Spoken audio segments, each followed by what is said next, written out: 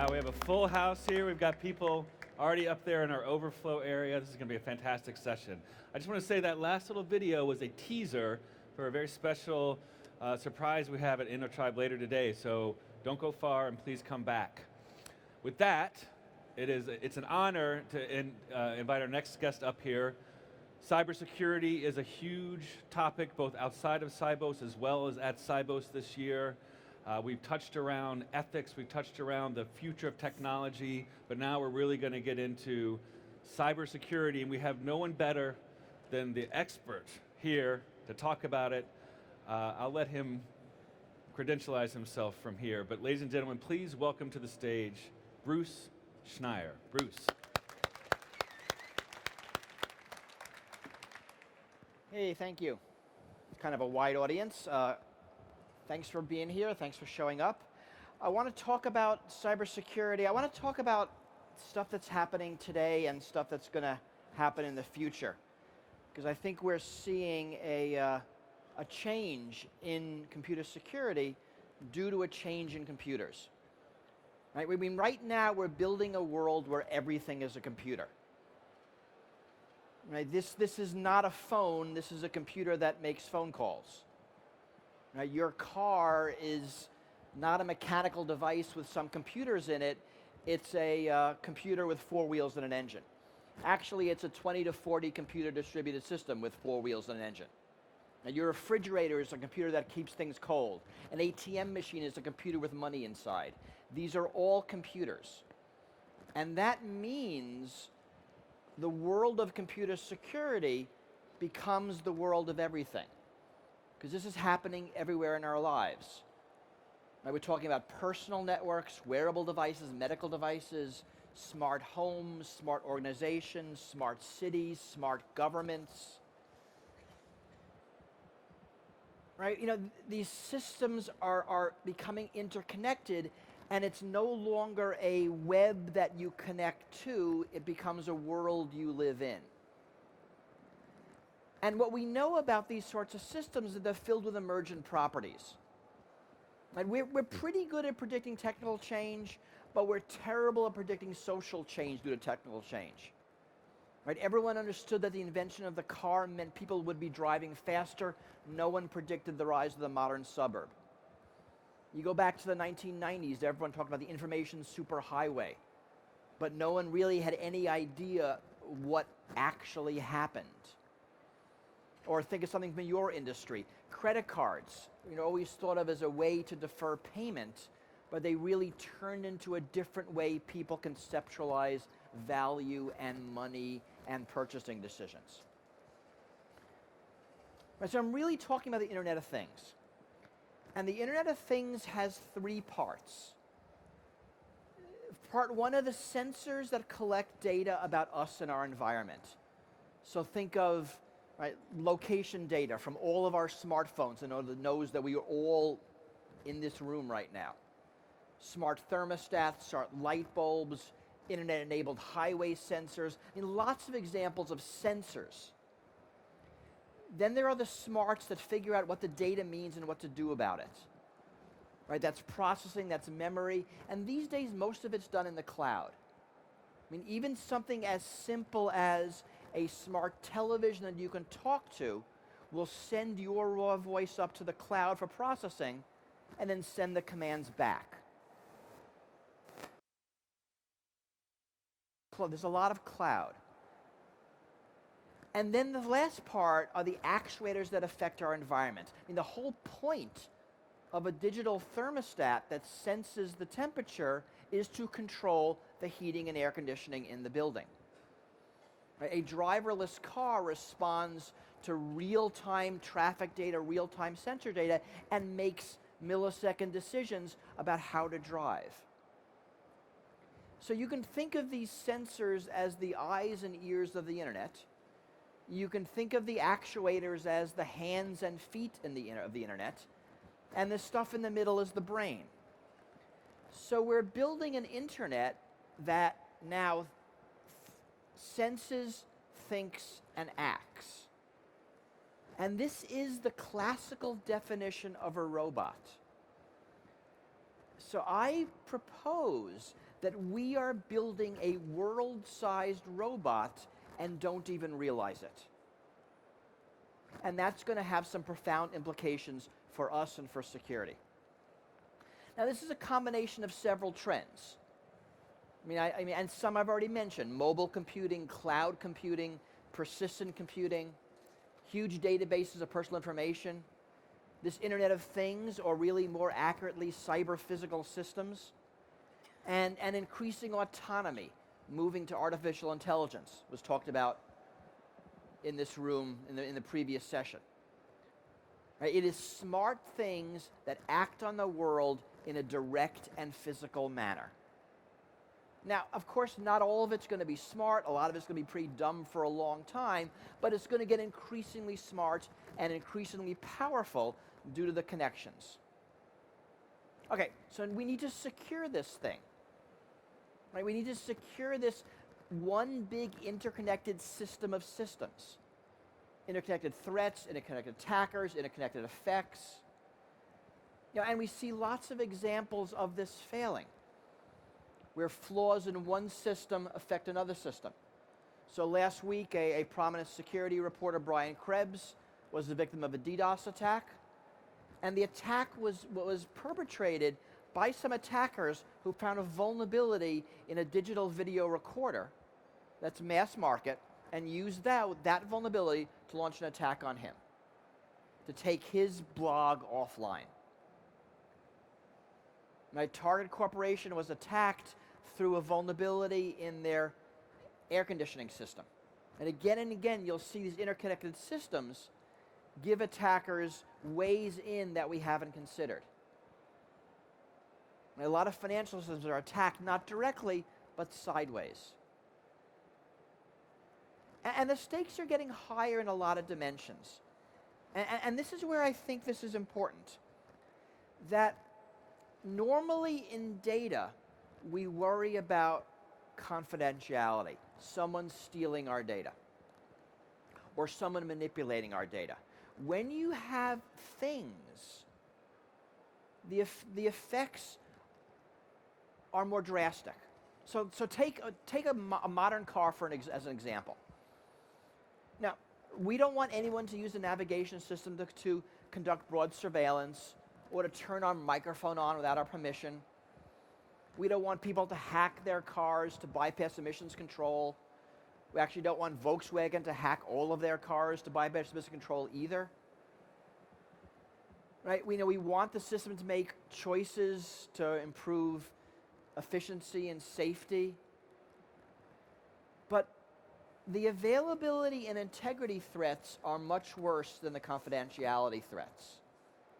So a couple of weeks ago, someone found a vulnerability in a Tesla that allowed a hacker from a few kilometers away to take control of a car and crash it into a wall. Right? There's a fundamental difference between taking control of your computer and crashing your spreadsheet, and taking control of your car and crashing it. Right? One, you lose data, perhaps you lose money, embarrassment. In the other, people die. And that's gonna change things.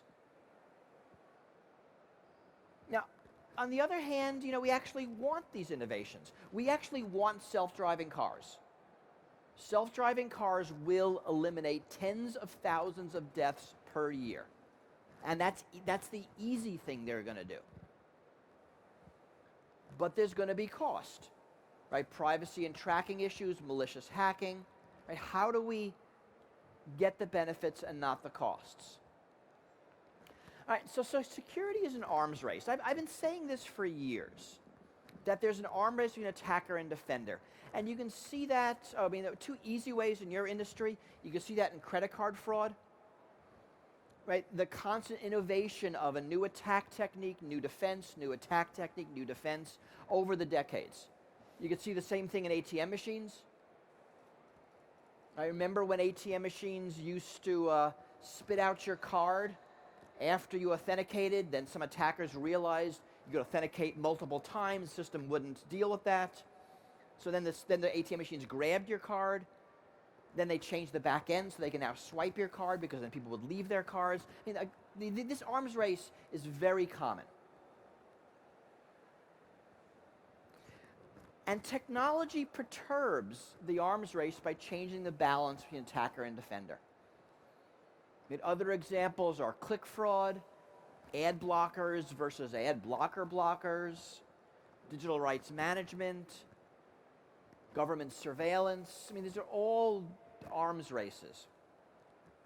And there are three modern trends that affect this arms race. And they're worth thinking about because they're going to be important. The first trend is that these systems shift power balances, and all sorts of them, between government and people, between different industries, between nation states and non-nation states.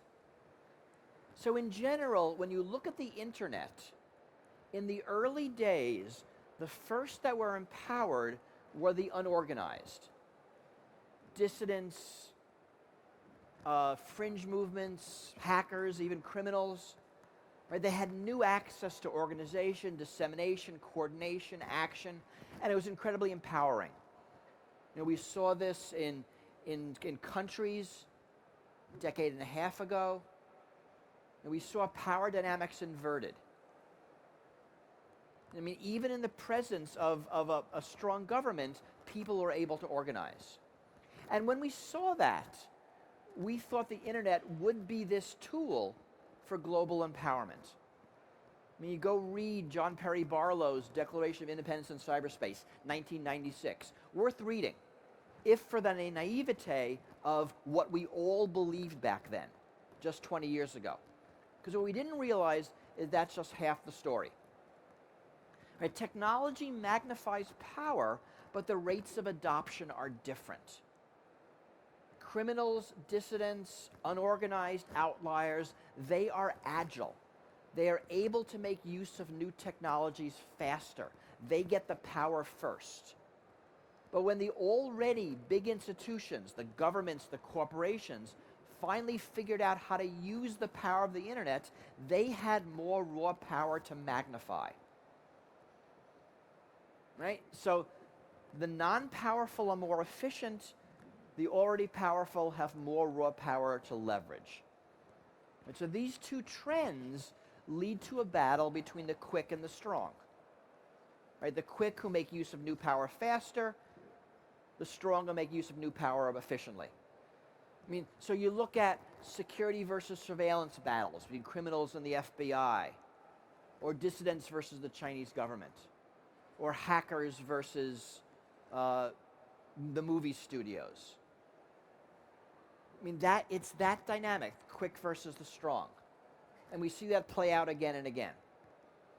Right? Currently centralized infrastructure favors traditional power, both good and bad. But it's not clear that that's going to win long term. Second trend is that attack has an advantage over defense.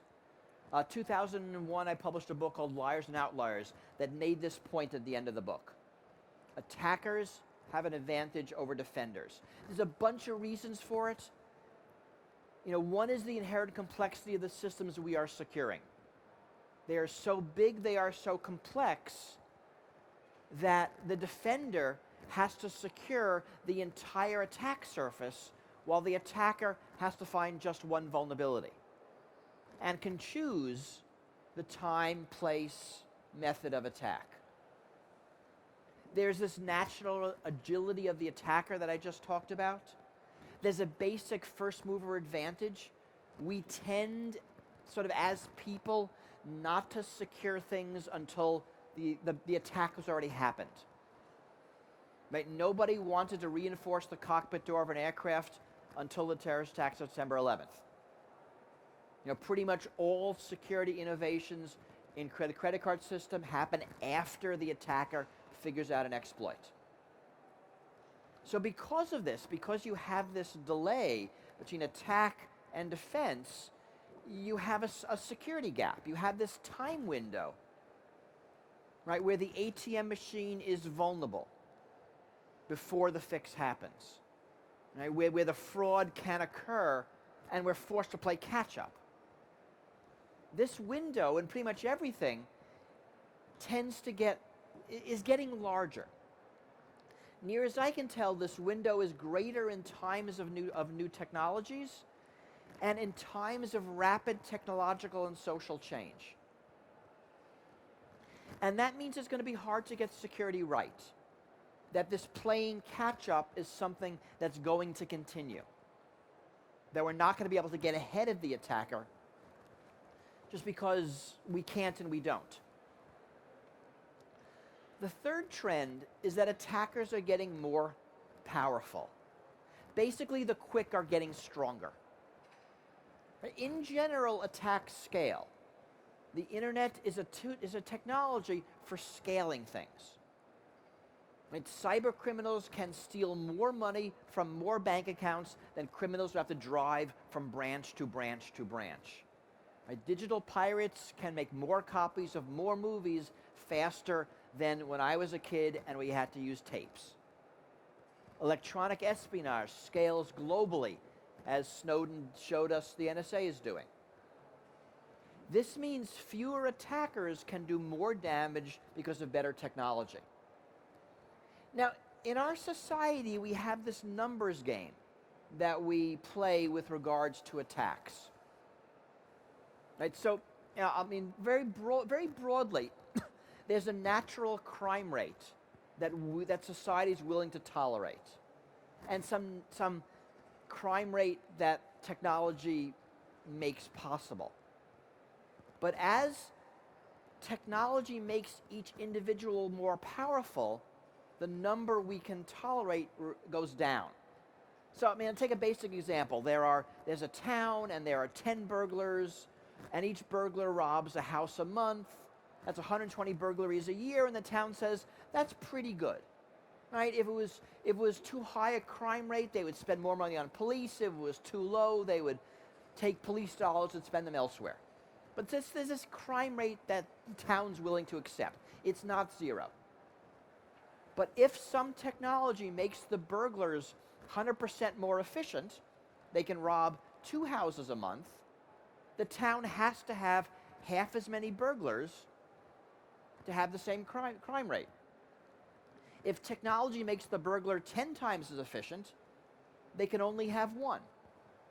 Makes the burglar 100 times more efficient, they can't even have 1. Right? You know, and I think banks are probably best at making this trade-off. Right? You look at credit card fraud as it costs us 10 basis points. That's okay. Security might cost 12, so we're not going to do that.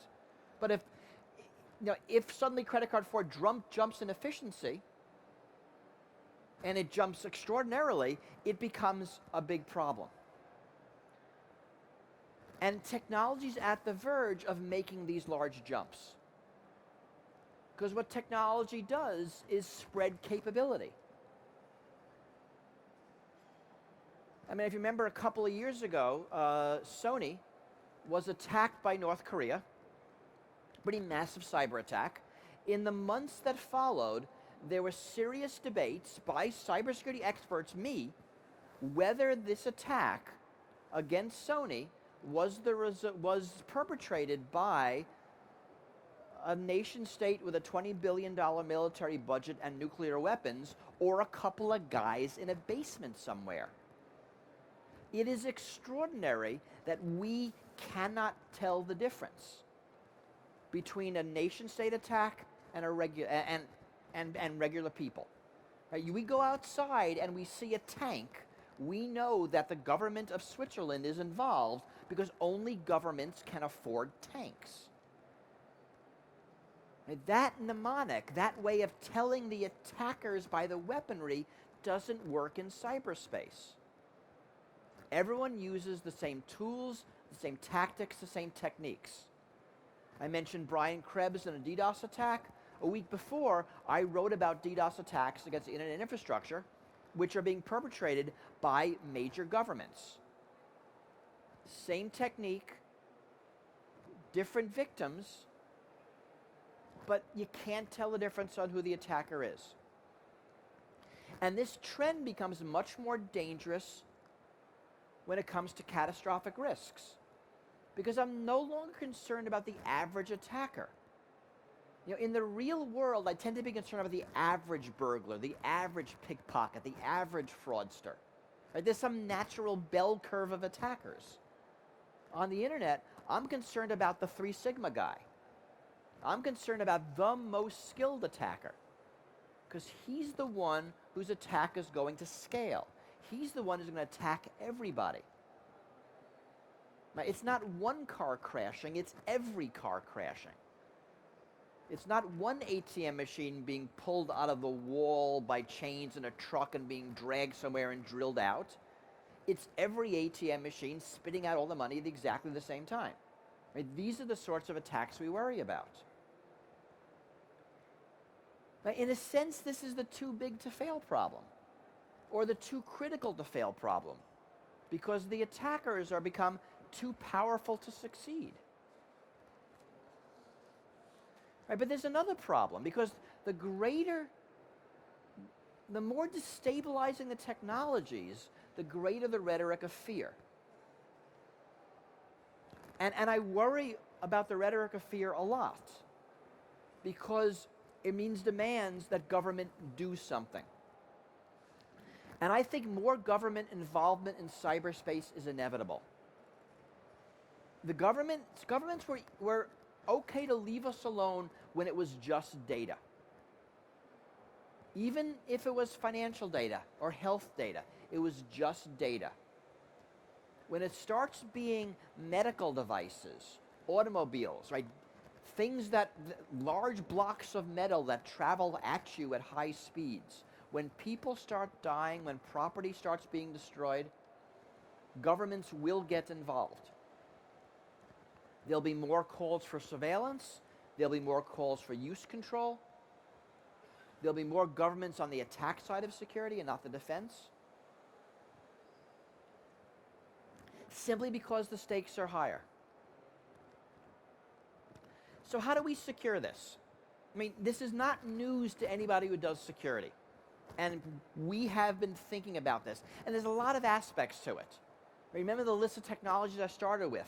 Each aspect has its own security challenges: mobile security, cloud security, Internet of Things security, persistent security, security of AI. I mean, I could actually do an hour on each of those and still only scratch the surface. I mean, basically, we need more resilient security. That the notion of security that is preventive only, that tries to block the attack, doesn't really work in this complex environment. We need defense in depth, compartmentalization, redundancy, adaptability, survivability. There's a lot of real hard technical problems that are being worked on. The economics are very different. I mean, this device gets a lot of its security from two basic things. The first is, I get a new one every 18 months or so. And this churn of devices, in phones and computers, means we can keep upgrading the security as we get new devices. And the second is, there's a large company behind this, constantly working on security and pushing patches out constantly. Right, my Windows computer gets a patch every second Tuesday of every month. This phone gets patches all the time. That ecosystem is because this is a relatively expensive device. That kind of fails with the Internet of Things. That as these devices get cheaper, more embedded, more turnkey, we're going to lack the ability to fix them. We see that now with home routers. I mean, you probably all have a home router. You got it for free from your cable company, your DSL company, your phone company when you got internet service. You got it free because it's basically worth that much. And right now, the way to patch a home router is to throw it away and buy a new one. That is the way. There's no way to patch them other than that. And a lot of our devices, we don't have this regular upgrade cycle. We replace our refrigerators once every 25 years. Right? That DVR that attacked Brian Krebs, about 10 years, 15 years. I replace my home thermostat approximately never. Its vulnerabilities in these devices will persist. and they'll be used to attack each other. I mean, people here from banks actually need to worry about the security of my mother's digital video recorder, because that's the device that's going to attack you. And to be fair, I asked her, my mother actually couldn't care less about your bank. She's going to buy a cheap DVR, she's going to use it, and not care about the vulnerabilities because they don't affect her. This is a fundamental market failure. And markets will not solve this problem. So in general, we have two basic paradigms of security. So there's paradigm A, which is basically secure it well and properly the first time. This comes from the world of dangerous things. Planes, automobiles, buildings, medical devices. This is the world of security by design, of engineering, of testing, of certifications, of codes, of licensing. This is the world that built this building. This is the world that built the plane I flew on last night. This is the world of getting it right because the effects of getting it wrong are catastrophic. Then there's the other paradigm, which is the paradigm of agility. This comes from the fast-moving and heretofore largely benign world of software. This is the world of rapid prototyping, rapid update, survivability, recoverability, mitigation, adaptability. This is the world of muddling through. This is your computer, this is your phone. These two worlds are collapsing, right? And the paradigms need to somehow integrate. And right now we're not sure how. I mean, I've heard people say, people I trust, that that's impossible, you have to pick one. I think we need to get better at both. And primarily, I think this is a social problem. There's a lot of tech here, but I think the law, the economics, the psychology, the sociology matter a lot. I mean, we're talking about complex socio-technical systems. I think the socio part matters a lot. Getting the economics and psychology right is critical. I mean, look at email security, which has never worked despite that we've solved the technical problem of email security decades ago. Or anti-spam, which just barely works because the economic incentives are kind of screwy. We actually never solved credit card fraud until we fixed the liabilities issue. Because in these systems, law and technology have to work together. Actually, I think this is the most important lesson of Edward Snowden, that we're living in a world where technology can subvert law and where law can subvert technology. So I actually think that we need a new regulatory structure, that governments are going to have to start facing these new technologies and to look at much heavier regulation. I might not like it, but I don't think there's any alternative once these systems come out and start doing physical damage. It's going to be hard. I mean, I know about the United States and other countries are similar, is that regulation tends to be industry specific. Right? I mean, in my country, there are different agencies for aircraft, for medical devices, for cars, for trade, for banking, for education, for elections. Each agency has different rules and a different approach. I mean, they're silos. That's not the way the internet works. Right? I mean, this Internet of Things is going to be this freewheeling system of interconnected objects and networks. It's going to grow horizontally. It's going to destroy boundaries. It's going to connect things that have never been connected. It's going to do all sorts of things that no one can imagine possible. I mean, already, there's an app on this phone that logs my health information, controls my energy use, connects to my thermostat, and communicates with my car.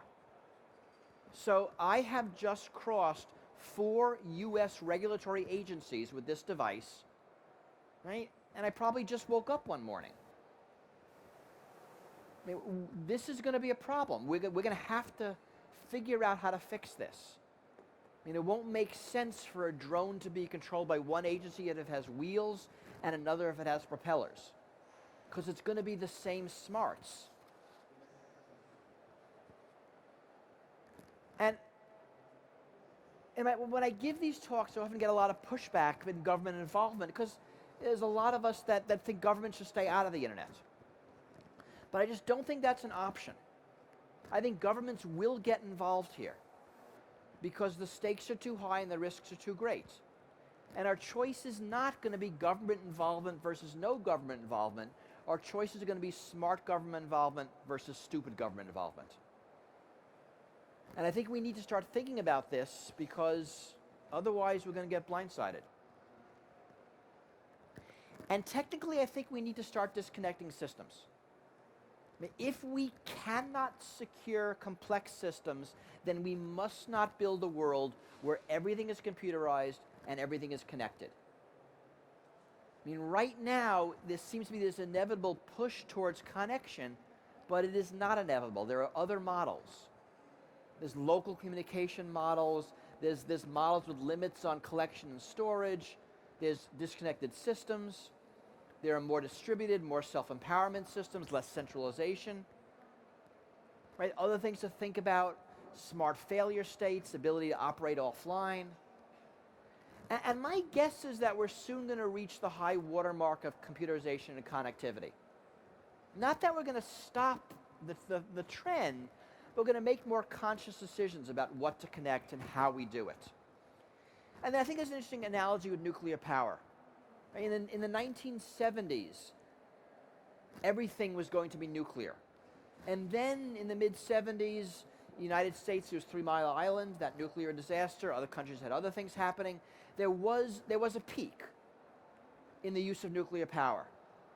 And then we didn't stop using it. We just realized there were risks as well as benefits, and we made more conscious decisions. And my guess is we're going to get there with connectivity. I mean, not today. We are still in the honeymoon phase of connectivity.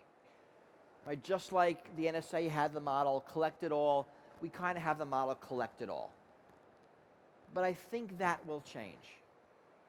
I think we're just going to become smarter about it because we have to. All right, so here are my main points, and I want to take questions. 1, this is going to change everything. More real-world consequences, more autonomy, more catastrophic risks, and fewer off switches. More power to the powerful. 2, this world is less designed than created. This is coming without any forethought or architecting or planning. Most people are clearly unaware about it and are going to be taken by surprise. This is normal. We are regularly surprised by emergent properties of the systems we think we are designing.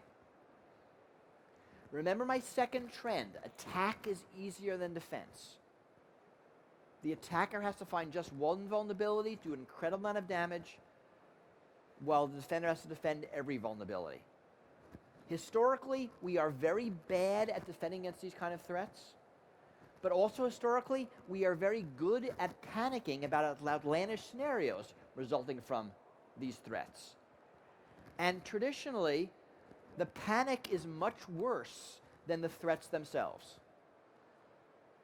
4, this is all coming. The technology is coming, government involvement is coming, and I think it's coming faster than most people think. Point 5, we need to get ahead of it. We need to start making choices.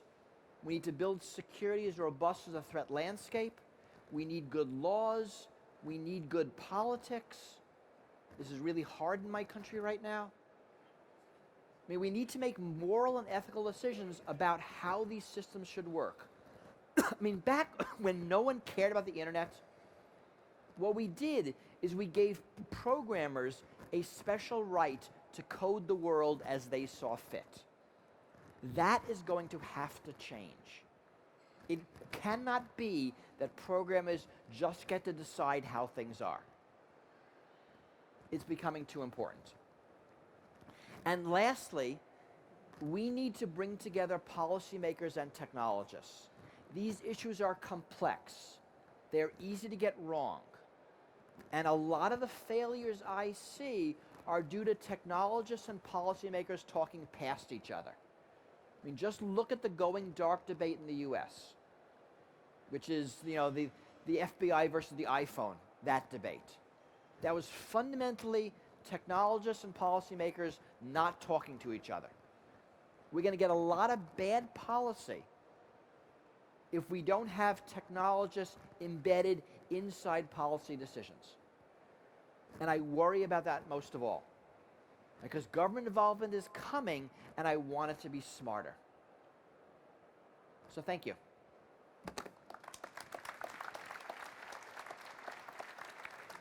So I'm happy to take questions. I will warn you, they handed me this thing, which has a microphone in it, but is soft. And they want me to throw it at you if you want to ask a question. Now, I think that's mean, so I want, when you ask a question, point to the person you want me to throw it at, and I'll throw it at them instead. So who would like to ask the first question? I have to hand it to you. I want someone far for the first question. All right, you're first. Kind of anticlimax. I think you just talk into the top of that. Okay, let's see this work.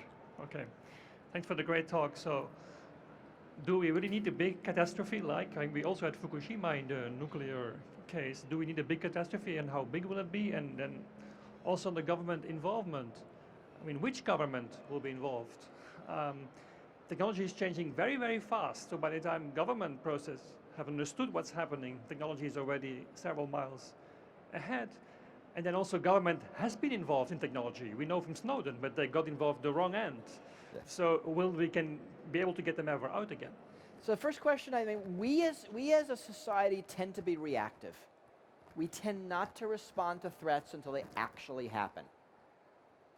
I mean, lots of examples of that. So my guess is we need a catastrophe before things will get fixed. I don't like that. You know, maybe there'll be your catastrophe and then we fix things, so like, I might get lucky. But I mean, in the United States, we tend to believe that bad things happen over there and we don't have to worry about what happens to us. Other countries are a little smarter about that. but my suspicion is we actually do need a catastrophe. I think you're right that, that technology is moving fast, and that's going to be one of the challenges. You know, we're not very good at writing technologically invariant laws, and we need to get better at that. Because, you know, and you sort of see this. You look at old technologies, they might have a 20-year adoption curve, and maybe the curve to figure out the laws around the technology took 10 years. So by the time the technology was fully adopted, you had the laws in place. You know, now we see technology moving much faster, and it's moving faster than law. So either law has to get faster, or law has to get technologically invariant. But otherwise, you're right. Law is going to always play catch-up.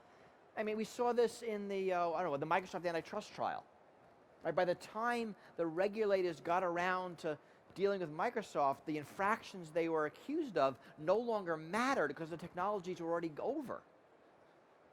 That's very different than when the AT&T antitrust trial. Technology moved much slower. Your question about which government, I think, makes a very important point that I just completely ducked, that this is a very international problem, and most of our techniques for dealing with it are domestic only. So there's going to have to be some better international system. Right? The internet does this naturally through its multi-stakeholder, informal consensus-building system. And that's probably the best model right now. Whether that'll work into the future remains to be seen. And I think you're right that governments did get involved on the attack side. Can we get them involved on the defense side? I think we can. I mean, I think when this starts becoming actual physical damage, things change. The NSA was able to attack the entire internet because no one actually cared that much. And that'll change. I see a hand there and a hand there. Yes, thank you for the excellent talk. Who's talking? Yeah, thank you for I the can't excellent throw talk. this at you. What do You got the microphone. Don't throw that one. So you talked a lot about centralized systems. You know, if something goes wrong, the responsibility is easy to identify. I mean, the future is increasingly becoming decentralized. The DAO hack was one of the most prominent of these kinds of issues. In this kind of future where anyone can write a smart contract, can deploy it in a decentralized infrastructure, where does the responsibility lie? And do we, I mean, you already touched on some of this about the legal recourse around these kinds of frameworks is so far from reality. I mean, things need to change. What's your perspective on these areas? I mean, things are going to have to change. An attribution is difficult. Sometimes we can do it, sometimes we can't. Although for some, from attacks, attribution doesn't matter that much. So think of Sony. I mean, when Sony unfolded, what we all wanted to know is who did it. But from Sony's perspective, they actually didn't care who did it. They needed to recover. And in a lot of ways, we're going to have to get used to not knowing who the attacker is and defend ourselves anyway. Now, we want to know in the long term because a lot of our security comes from punishment, right? Arresting the perpetrator, which discourages others. And we won't be able to do that unless we could identify the attacks. But that process can take weeks and months and maybe years, and that's okay.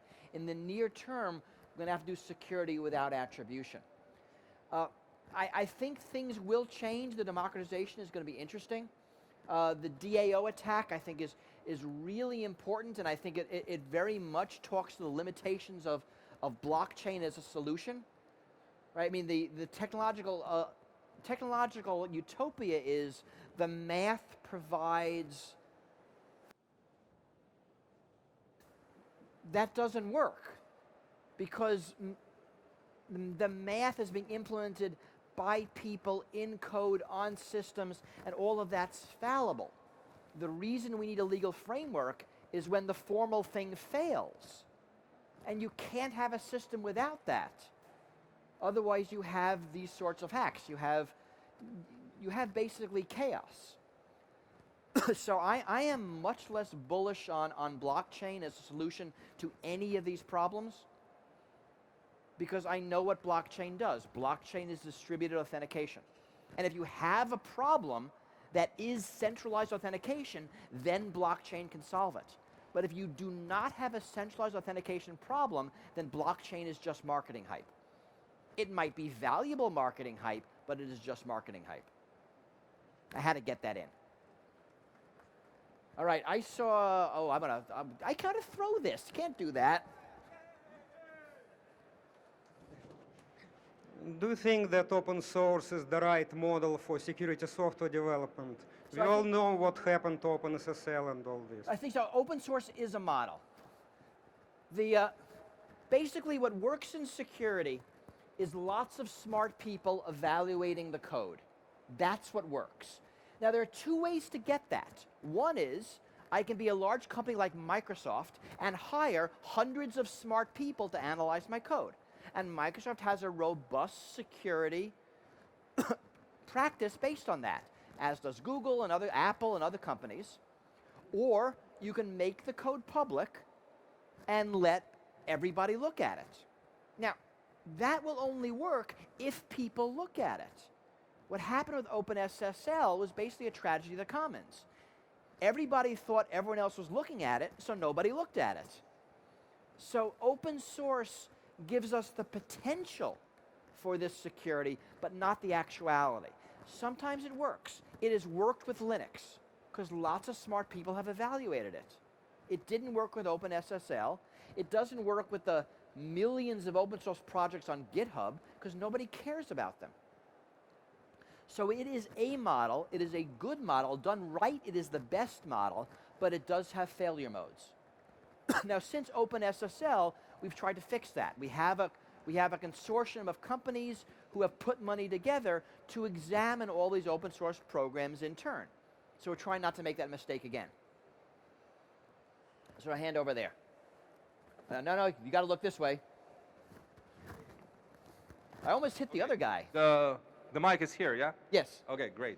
Yeah, thanks a lot. Listen, I don't know, but the US has spent tens or hundreds of billions dollars on NSA, on the technology. Well, we know with Snowden it's able to listen, to track everything we do almost.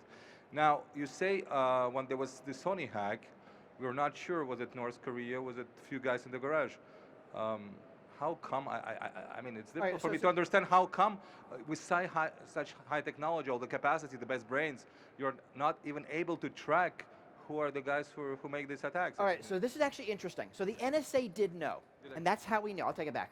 So when this attribution, there's different kinds of attribution. There's the first one, I know you did it. There's the second one, I know you did it and it can convince you I know you did it. And there's a third, I know you did it and it can convince the world I know you did it. So the NSA knew that North Korea did it through a bunch of forensics, and actually we know now due to a human intelligence source inside North Korea.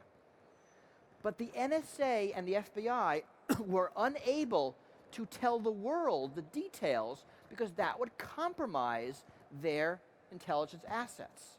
So while it was known in the secret US intelligence community, it was not known in the general world. So that's an interesting issue. And you'll see that in the United States when we choose or not choose to attribute attacks.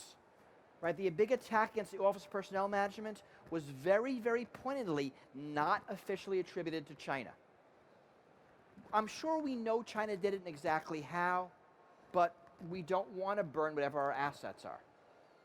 So attribution is very difficult and depends on who you are. The NSA can do more than you as a company can do because they're spying on everybody.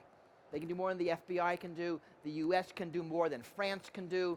I mean, lots of different positions in the internet. So I have to cut this off. So I have this card of important things I need to tell you, pretty much none of which are interesting. The next session is here at 4 o'clock. It's called Thing Clash. That sounds vaguely exciting. They want you to rate this session in your Sibos app. I have no idea what that is.